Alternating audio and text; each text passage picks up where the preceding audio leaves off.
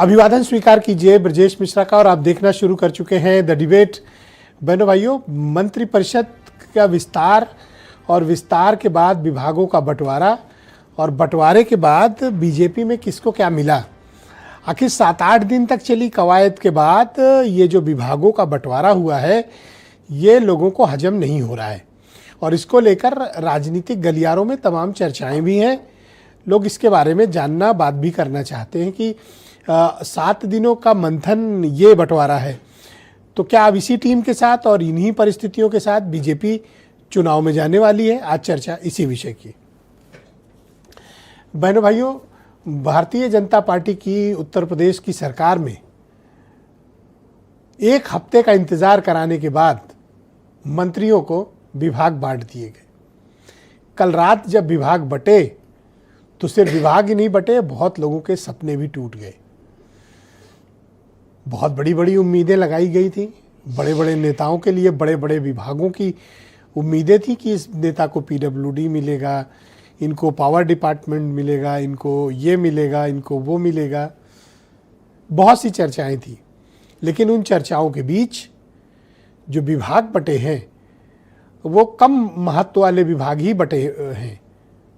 इन कम महत्वहीन विभाग हैं, इनको बांटकर भारतीय जनता पार्टी ने अपने मंत्रियों में क्या संदेश दिया है, जनता में क्या संदेश गया है और ऐसा क्या था कि विभाग मंत्रिपरिषद विस्तार जरूरी ही था। और अगर जरूरी भी था तो जिस तरह के पोर्टफोलियो एलोकेशंस हुए हैं वो बताता है कि मंत्रिपरिषद विस्तार में विभागों का बंटवारा बड़े बेमन वाला है, क्योंकि इसमें जो जिम्मेदारियां हैं, इसमें जो काम है, जैसे मिसाल के तौर पे आप राकेश सचान का डिपार्टमेंट देखिए, उनके पास 2 विभाग हुआ करते थे, एमएसएमई और खादी। और अचानक से कल रात में उनके पास से एमएसएमई हटकर चला गया भूपेंद्र चौधरी के पास। भूपेंद्र चौधरी भारतीय जनता पार्टी के अध्यक्ष रहे, पहले की सरकार में पंचायत राज्य मंत्री भी रहे हैं, कैबिनेट मिनिस्टर थे। अभी उनको एमएसएमई मिला है। राकेश सचान का एक विभाग क्यों हटा ये उन्हें भी नहीं पता, या पता भी होगा तो पब्लिक डोमेन में नहीं है। अब उसके अलावा सोमेंद्र तोमर को जैसे राजनीतिक पेंशन मिला, जवानी में पेंशन पाने वाले इकलौते मंत्री। ऐसा क्या था कि जो राज्य मंत्री में नहीं कर पा रहे थे और अब उस स्वतंत्र प्रभार में पेंशन बांटेंगे, तो बड़ा गजब का बंटवारा है। लेकिन मनोज पांडे को कमोबेश ठीक मिला है, लेकिन अब समय ही कितना है।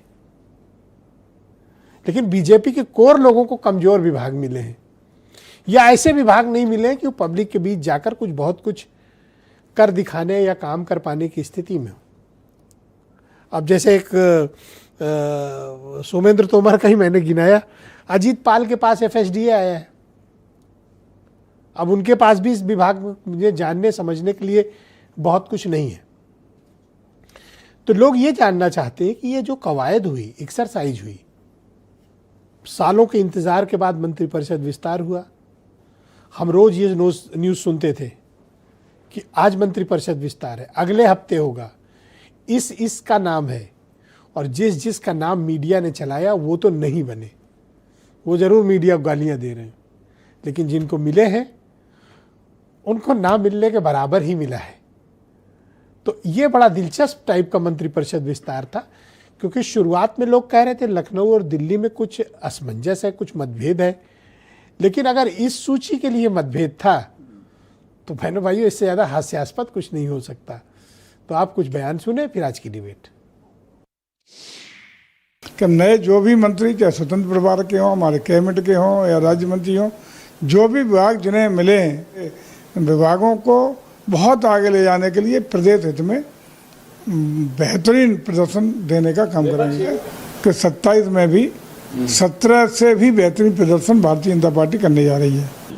जातिगत दृष्टि से ये देखना कि उत्तर प्रदेश की सरकार की स्थिति में परिवर्तन हो जाएगा, सुधार हो जाएगा, या जनता में कोई नया संदेश चला जाएगा, अगर ये दृष्टिकोण है, ये कवायद है, तो मैं समझता हूँ ये गलतफहमी के अलावा कुछ नहीं है। एक तो चुनाव देख के मंत्रिमंडल का जब आप विस्तार करेंगे, एफिशिएंसी परफॉर्मेंस किसी की पता ही नहीं है कौन क्या है। दूसरा, लखनऊ और दिल्ली का जो झगड़ा है वो लगातार बढ़ता चला जा रहा है। योगी लखनऊ की तरफ ट्रेन को खींच रहे हैं और दिल्ली वाले दिल्ली की तरफ। डबल इंजन से ताकत लग के यूपी का बेड़ा गर्क हो रहा है।